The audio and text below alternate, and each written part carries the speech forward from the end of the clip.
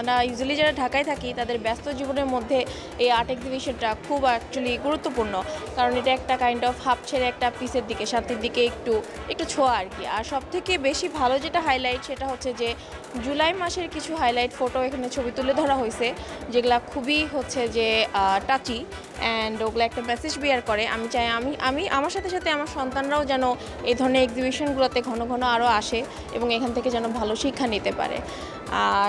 আর পাশাপাশি আমার অনেক বন্ধু ফ্রেন্ডরাও আছে যাদের ছবি এখানে এক্সিবিশন হয়েছে, so I am also happy for them and I wish best of luck for this art exhibition.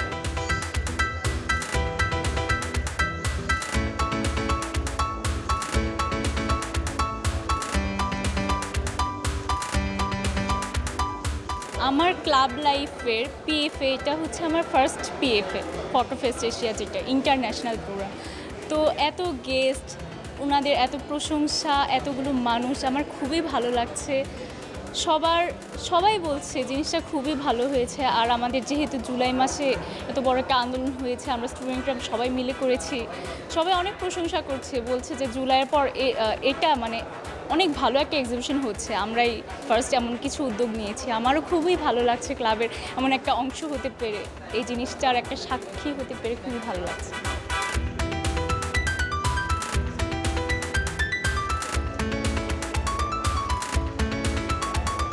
এখানের মানে আমি মেইনলি আমি অবাক হচ্ছি আর্ট ফটোগ্রাফিগুলো দেখে, যে আমাদের দেশে কত ট্যালেন্টেড ফটোগ্রাফাররা আছে এবং ওই টাইমটা আমাদের দেশের হিস্ট্রির জন্য অনেক ইম্পর্টেন্ট একটা টাইম। তো ওগুলো কিভাবে ক্যাপচার করেছে এটা খুবই ভালো লাগছে দেখে। আমাদের দেশের জন্য এবং আমাদের সবার জন্য অনেক ইম্পর্টেন্ট একটা টাইম।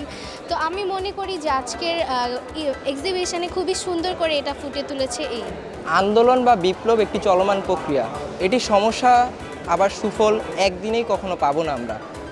তো এটি একটি ধারাবাহিক প্রক্রিয়া, যা আমি আশাবাদী সামনে পাবো বলে, সুফল পাবো বলে সামনে আশাবাদী। নিজের ছবি বড় ফ্রেমে দেখা সবসময় একটি গর্বের ব্যাপার।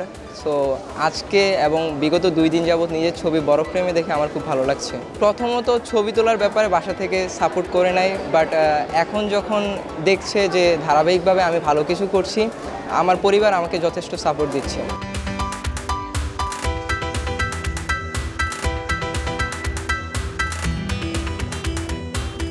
আমাদের এক্সিবিশনটার নাম হচ্ছে ফটো ফেস্ট এশিয়া।